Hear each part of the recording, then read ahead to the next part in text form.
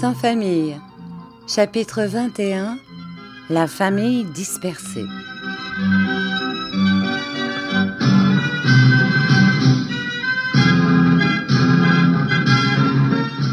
Il y avait des jours où, me trouvant seule et réfléchissant, je me disais « Tu es trop heureux, mon garçon, ça ne durera pas. » Comment me viendrait le malheur? Je ne le prévoyais pas, mais j'étais à peu près certain que d'un côté ou de l'autre, il me viendrait.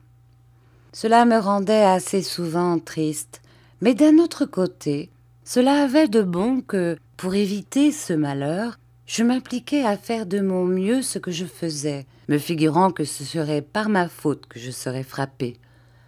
Ce ne fut point par ma faute, mais si je me trompais sur ce point, je ne devinais que trop juste quant au malheur. L'art pour un jardinier qui travaille en vue du marché est d'apporter ses fleurs sur le marché au moment où il a chance d'en tirer le plus haut prix. Or, ce moment est celui des grandes fêtes de l'année, la Saint-Pierre, la Sainte-Marie, la Saint-Louis, car le nombre est considérable de ceux qui s'appellent Pierre, Marie, Louis ou Louise. Et par conséquent, le nombre est considérable aussi des pots de fleurs ou des bouquets qu'on vend ces jours-là et qui sont destinés à souhaiter la fête à un parent ou à un ami. Tout le monde a vu la veille de ces fêtes les rues de Paris pleines de fleurs, non seulement dans les boutiques ou sur les marchés, mais encore sur les trottoirs au coin des rues, sur les marches des maisons, partout où l'on peut disposer un étalage. Le père Aquin, après sa saison de giroflées, travaillait en vue des grandes fêtes du mois de juillet et du mois d'août, surtout du mois d'août, dans lequel se trouvent la Sainte-Marie et la Saint-Louis. Et pour cela, nous préparions des milliers de reines marguerites, des fuchsias, des lauriers roses, tout autant que nos châssis et nos serres pouvaient en contenir. Il fallait que toutes ces plantes arrivassent à floraison au jour dit, ni trop tôt, elles auraient été passées au moment de la vente, ni trop tard, elles n'auraient pas encore été en fleurs. On comprend que cela exige un certain talent, car on n'est pas maître du soleil ni du temps qui est plus ou moins beau. Le père Aquin était passé maître dans cet art, et jamais ces plantes n'arrivaient trop tôt ni trop tard. Mais aussi, que de soins, que de travail! Au moment où j'en suis arrivée de mon récit, notre saison s'annonçait comme devant être excellente. Nous étions au 5 août et toutes nos plantes étaient à point. Dans le jardin, en plein air, les reines marguerites montraient leurs corolles prêtes à s'épanouir. Et dans les serres, ou sous les châssis, dont le verre était soigneusement blanchi au lait de chaux pour tamiser la lumière, fuchsias et lauriers roses commençaient à fleurir. Ils formaient de gros buissons ou des pyramides garnies de boutons du haut en bas. Le coup d'œil était superbe, et de temps en temps je voyais le père se frotter les mains avec contentement. « La saison sera bonne, » disait-il à ses fils. Et en riant tout bas, il faisait le compte de ce que la vente de toutes ces fleurs lui rapporterait. On avait rudement travaillé pour en arriver là, et sans prendre une heure de congé, même le dimanche. Cependant, tout en étant à point et en ordre, il fut décidé que pour notre récompense, nous irions tous dîner ce dimanche 5 août à Arcueil, chez un des amis du père, jardinier comme lui. Capi lui-même serait de la partie. On travaillerait jusqu'à 3 ou 4 heures, puis quand tout serait fini, on fermerait la porte à clé et l'on s'en irait gaiement. On arriverait à Arcueil vers 5 ou 6 heures, puis après dîner, on reviendrait tout de suite pour ne pas se coucher trop tard et être au travail le lundi de bonne heure, frais et dispos. Quelle joie! Il fut fait ainsi qu'il avait été décidé, et quelques minutes avant 4 heures, le père tournait la clé dans la serrure de la grande porte. « En route, tout le monde !» dit-il joyeusement. « En avant, Capi !» Et prenant Lise par la main, je me mis à courir avec elle, accompagnée par les aboiements joyeux de Capi qui sautait autour de nous. Peut-être croyait-il que nous nous en allions pour longtemps sur les grands chemins, ce qui lui aurait mieux plu que de rester à la maison, où il s'ennuyait, car il ne m'était pas toujours possible de m'occuper de lui, ce qu'il aimait par-dessus tout. Nous étions tous endimanchés et superbes avec nos beaux habits à manger du rôti. Il y avait des gens qui se retournaient pour nous voir passer. Je ne sais pas ce que j'étais moi-même, mais Lise, avec son chapeau de paille, sa robe bleue et ses bottines de toile grise, était bien la plus jolie petite fille qu'on puisse voir, la plus vivante. C'était la grâce dans la vivacité, ses yeux, ses narines frémissantes, ses épaules, ses bras, tout en elle parlait et disait son plaisir. Le temps passa si vite que je n'en eus pas conscience.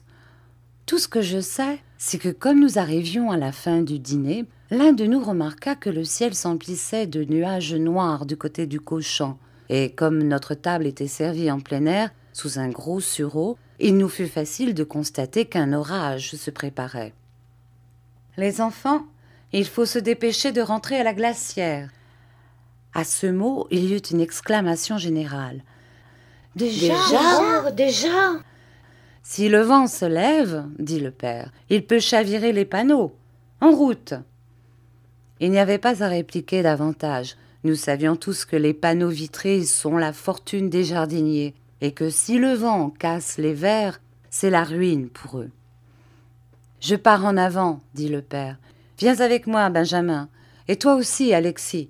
Nous prendrons le pas accéléré. Rémi viendra en arrière avec Étiennette et Lise.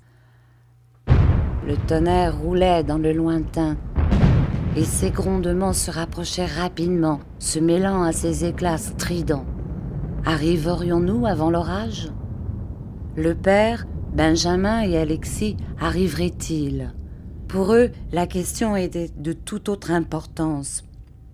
Pour nous, il s'agissait simplement de ne pas être mouillés. Pour eux, de mettre les châssis à l'abri de la destruction, c'est-à-dire de les fermer pour que le vent ne pût pas les prendre en dessous et les culbuter pêle-mêle. Chose étrange, au milieu des éclats du tonnerre, nous entendîmes un bruit formidable qui arrivait sur nous et qui était inexplicable. Il semblait que c'était un régiment de cavaliers qui se précipitait pour fuir l'orage. Mais cela était absurde. Comment des cavaliers seraient-ils venus dans ce quartier ? Tout à coup, la grêle se mit à tomber. Quelques grêlons d'abord qui nous frappèrent au visage, puis presque instantanément, une vraie avalanche. Il fallut nous jeter sous une grande porte. Et alors nous vîmes tomber l'averse de grêle la plus terrible qu'on puisse imaginer. En un instant, la rue fut couverte d'une couche blanche comme en plein hiver.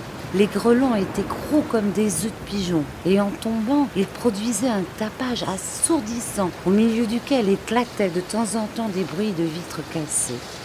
Avec les grêlons qui glissaient des toits dans la rue, tombaient toutes sortes de choses, des morceaux de tuiles, des plâtras, des ardoises broyées, surtout des ardoises qui faisaient des tas noirs au milieu de la blancheur de la grêle. Cette terrible averse ne dura pas longtemps, 5 ou 6 minutes peut-être, et elle cessa tout à coup comme tout à coup elle avait commencé. Le nuage fila sur Paris, et nous pûmes sortir de dessous notre grande porte. Dans la rue, les grêlons durs et ronds roulaient sous les pieds comme les galets de la mer, et il y en avait une telle épaisseur que les pieds enfonçaient dedans jusqu'à la cheville. Nous ne tardâmes pas à arriver à la maison, dont la grande porte était restée ouverte. Nous entrâmes vivement dans le jardin. Quel spectacle! Tout était brisé, haché. Panneaux, fleurs, morceaux de verre, grêlons formaient un mélange, un fouillis sans forme. De ce jardin si beau, si riche le matin, rien ne restait que ces débris sans nom. Où était le père? Nous le cherchâmes, ne le voyant nulle part, et nous arrivâmes ainsi à la grande serre dont pas une vitre n'était restée intacte. Il était assis, affaissé, pour mieux dire, sur un escabeau au milieu des débris qui couvraient le sol. Alexis et Benjamin près de lui, immobiles. « Oh, mes pauvres enfants !» s'écria-t-il en levant la tête à notre approche, qui lui avait été signalée par le bruit du verre que nous écrasions sous nos pas. « Oh, mes pauvres enfants !» C'était un désastre. Mais si grand qu'il fût aux yeux il était plus terrible encore par ses conséquences. Bientôt, j'appris par Étiennette et par les garçons combien le désespoir du père était justifié. Il y avait 10 ans que le père avait acheté ce jardin et avait bâti lui-même cette maison. Celui qui lui avait vendu le terrain lui avait aussi prêté de l'argent pour acheter le matériel nécessaire à son métier de fleuriste. Le tout était payable ou remboursable en 15 ans par annuité. Jusqu'à cette époque, le père avait pu payer régulièrement ses annuités à force de travail et de privation. Ces paiements réguliers étaient d'autant plus indispensables que son créancier n'attendait qu'une occasion, c'est-à-dire qu'un retard pour reprendre terrain, maison, matériel, en gardant bien entendu les 10 annuités qu'il avait déjà reçues. C'était même là, paraît-il, sa spéculation, et c'était parce qu'il espérait bien qu'en 15 ans, il arriverait un jour où le père ne pourrait pas payer qu'il avait risqué cette spéculation, pour lui sans danger, tandis qu'elle en était pleine, au contraire, pour son débiteur. Ce jour était enfin venu, grâce à la grêle. Maintenant, qu'allait-il se passer? Nous ne restâmes pas longtemps dans l'incertitude, et le lendemain du jour où le père devait payer son annuité avec le produit de la vente des plantes, nous vîmes entrer à la maison un monsieur en noir qui n'avait pas l'air trop poli et qui nous donna un papier timbré sur lequel il écrivit quelques mots dans une ligne restée en blanc. C'était un huissier. Le père ne restait plus à la maison, il courait la ville. Où allait-il? Je n'en sais rien, car lui qui autrefois était si communicatif, il ne disait plus un mot. Il allait chez les gens d'affaires, sans doute devant les tribunaux. Et à cette pensée, je me sentais effrayée. Vitalis aussi avait paru devant les tribunaux, et je savais ce qu'il en était résulté. Un soir, le père rentra plus accablé encore que de coutume.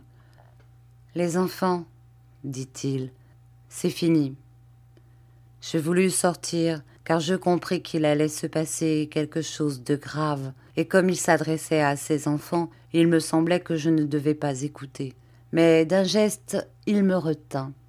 « N'es-tu pas de la famille ?» dit-il. « Et quoique tu ne sois pas bien âgé pour entendre ce que j'ai à te dire, tu as déjà été assez éprouvé par le malheur pour le comprendre. Les enfants, je vais vous quitter. » Il n'y eut qu'une exclamation, qu'un cri de douleur. Lise sauta dans ses bras et l'embrassa en pleurant. J'ai été condamnée à payer, et comme je n'ai pas l'argent, on va tout vendre ici. Et puis comme ce ne sera pas assez, on me mettra en prison, où je resterai 5 ans. Ne pouvant pas payer avec mon argent, je paierai avec mon corps, avec ma liberté. Il se fit un silence. Vous pensez bien que je n'ai pas été sans réfléchir à cela. Et voilà ce que j'ai décidé pour ne pas vous laisser seul et abandonné après que j'aurai été arrêté. Un peu d'espérance me revint. Rémy va écrire à ma sœur Catherine Suriot à Dreuzy dans la Nièvre. Il va lui expliquer la position et la prier de venir. Avec Catherine, qui ne perd pas facilement la tête et qui connaît les affaires, nous déciderons le meilleur. Bien que les paroles du père fussent vagues, elles contenaient pourtant une espérance, et dans la position où nous étions, c'était déjà beaucoup que d'espérer. Mais quoi? Nous ne le voyions pas, mais nous espérions. Catherine allait arriver, et c'était une femme qui connaissait les affaires. Cela suffisait à des enfants simples et ignorants tels que nous. Pour ceux qui connaissent les affaires, il n'y a plus de difficultés en ce monde.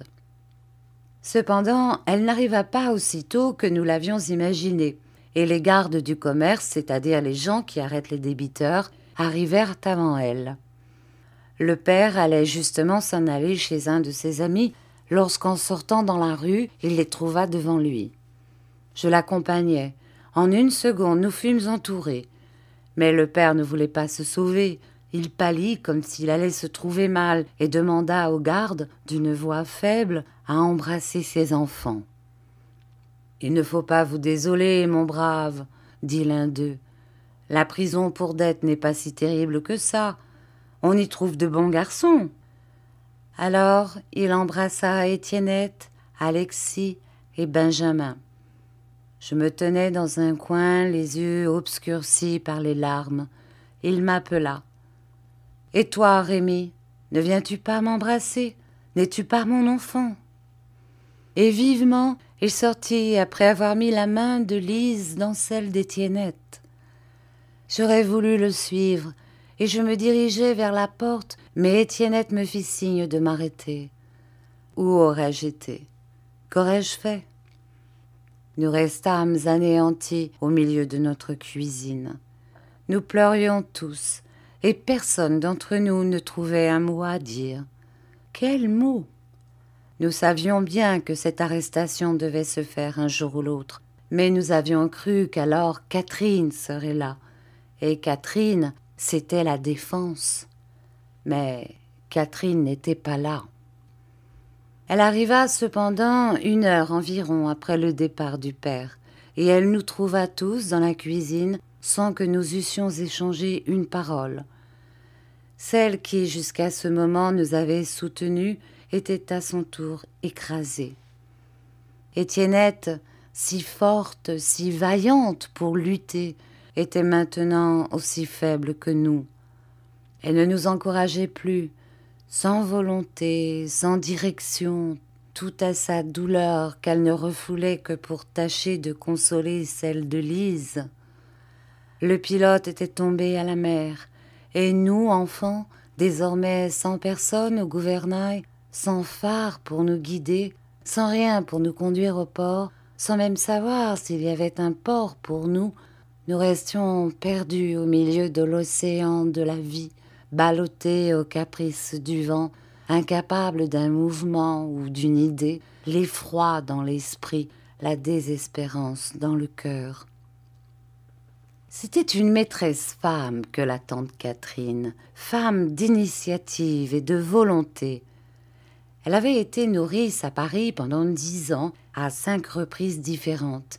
Elle connaissait les difficultés de ce monde, et comme elle le disait elle-même, elle savait se retourner. Ce fut un soulagement pour nous de l'entendre nous commander et de lui obéir. Nous avions retrouvé une indication, nous étions replacés debout sur nos jambes. Pour une paysanne sans éducation, comme sans fortune, c'était une lourde responsabilité qui lui tombait sur les bras, et bien faite pour inquiéter les plus braves. Une famille d'orphelins dont l'aîné n'avait pas 17 ans et dont la plus jeune était muette. Que faire de ces enfants? Comment s'en charger quand on avait bien du mal à vivre soi-même?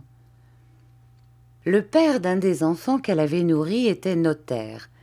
Elle alla le consulter, et ce fut avec lui, d'après ses conseils et ses soins, que notre sort fut arrêté. Puis ensuite, elle alla s'entendre avec le père à la prison, et 8 jours après son arrivée à Paris, sans nous avoir une seule fois parlé de ses démarches et de ses intentions, elle nous fit part de la décision qui avait été prise.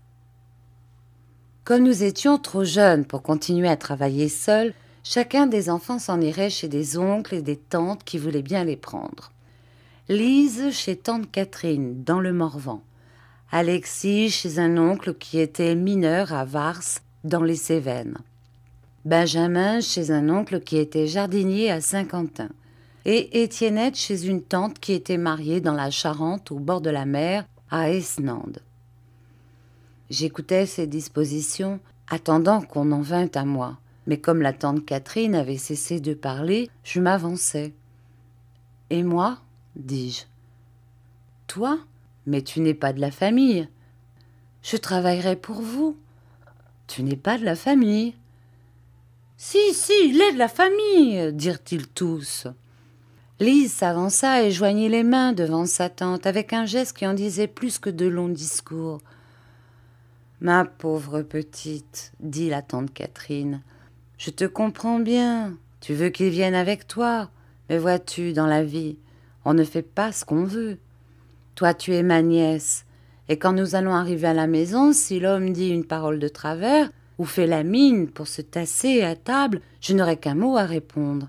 Elle est de la famille qui donc en aura pitié. si ce n'est nous. Et ce que je te dis là pour nous est tout aussi vrai pour l'oncle de Saint-Quentin, pour celui de Vars, pour la tante d'Esnande. On accepte ses parents, on n'accueille pas les étrangers.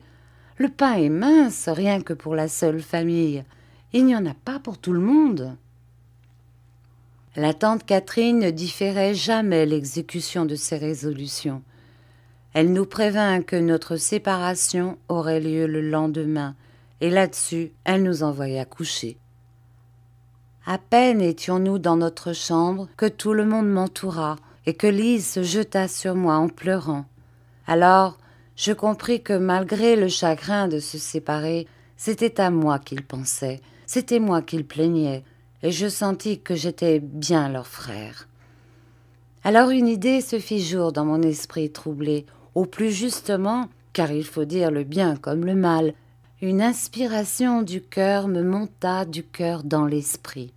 « Écoutez, leur dis-je, je vois bien que si vos parents ne veulent pas de moi, vous me faites de votre famille, vous. »« Oui, dirent-ils tous les trois. « Tu seras toujours notre frère. » Lise, qui ne pouvait pas parler, ratifia ces mots en me serrant la main et en me regardant si profondément que les larmes montèrent aux yeux. « Eh bien oui, je le serai et je vous le prouverai. »« Où veux-tu te placer ?» dit Benjamin. « Il y a une place chez Pernuis. Veux-tu que j'aille la demander demain matin pour toi ?» dit Étiennette. « Je ne veux pas me placer. En me plaçant, je resterai à Paris. Je ne vous verrai plus. Je vais reprendre ma peau de mouton. Je vais décrocher ma harpe du clou où le père l'avait mise. Et j'irai de Saint-Quentin à Vars, de Vars à Esnande, d'Esnande à Drusy. Je vous verrai tous, les uns après les autres, et ainsi, par moi, vous serez toujours ensemble. Je n'ai pas oublié mes chansons et mes airs de danse. Je gagnerai ma vie. » À la satisfaction qui parut sur toutes les figures, je vis que mon idée réalisait leurs propres inspirations, et dans mon chagrin, je me sentis tout heureux. Longtemps on parla de notre projet, de notre séparation, de notre réunion, du passé, de l'avenir. Puis Étiennette voulut que chacun s'allât mettre au lit. Mais personne ne dormit bien cette nuit-là, et moi, moins bien encore que les autres peut-être.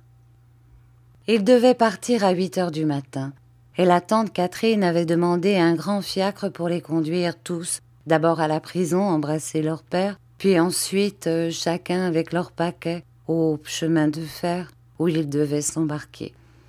L'heure marchait vite, encore un quart d'heure, encore 5 minutes, et nous allions être séparés. Lise ne penserait-elle pas à moi? Au moment où le roulement de la voiture se fit entendre, elle sortit de la chambre de tante Catherine et me fit signe de la suivre dans le jardin. « Lise !» appela tante Catherine. Mais Lise, sans répondre, continua son chemin en se hâtant. Dans les jardins des fleuristes et des maraîchers, tout est sacrifié à l'utilité, et la place n'est point donnée aux plantes de fantaisie ou d'agrément. Cependant, dans notre jardin, il y avait un gros rosier de Bengale qu'on n'avait point arraché parce qu'il était dans un coin perdu.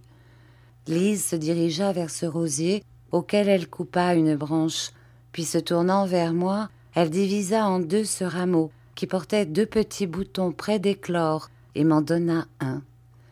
Ah, que le langage des lèvres est peu de choses comparé à celui des yeux, que les mots sont froids et vides comparés au regard. « Lise! Lise !» cria la tante. Déjà les paquets étaient sur le fiacre. Je pris ma harpe et j'appelai Capi, qui, à la vue de l'instrument et de mon ancien costume, qui n'avait rien d'effrayant pour lui, sautait de joie, comprenant sans doute que nous allions nous remettre en route et qu'il pourrait courir en liberté, ce qui pour lui était plus amusant que de rester enfermé. Le moment des adieux était venu. La tante Catherine l'abrégea. Elle fit monter Étiennette, Alexis et Benjamin et me dit de lui donner Lise sur ses genoux. Puis comme je restais abasourdie, elle me repoussa doucement et ferma la portière. « En route !» dit-elle. Et la voiture partit. Je passais la bandoulière de ma harpe sur mon épaule. Ce mouvement que j'avais fait si souvent autrefois provoqua l'attention de Capi. Il se leva, attachant sur mon visage ses yeux brillants. « Allons, Capi !» Il avait compris. Il sauta devant moi en aboyant. Je détournai les yeux de cette maison où j'avais vécu 2 ans, où j'avais cru vivre toujours, et je les portais devant moi. Le soleil était haut à l'horizon, le ciel pur, le temps chaud. Cela ne ressemblait guère à la nuit glaciale dans laquelle j'étais tombée de fatigue et d'épuisement au pied de ce mur. Ces 2 années n'avaient donc été qu'une halte. Il me fallait reprendre ma route. Mais cette halte avait été bienfaisante. Elle m'avait donné la force. Et ce qui valait mieux encore que la force que je sentais dans mes membres, c'était l'amitié que je me sentais dans le cœur. Je n'étais plus seule au monde. Dans la vie, j'avais un but, être utile et faire plaisir à ceux que j'aimais et qui m'aimaient.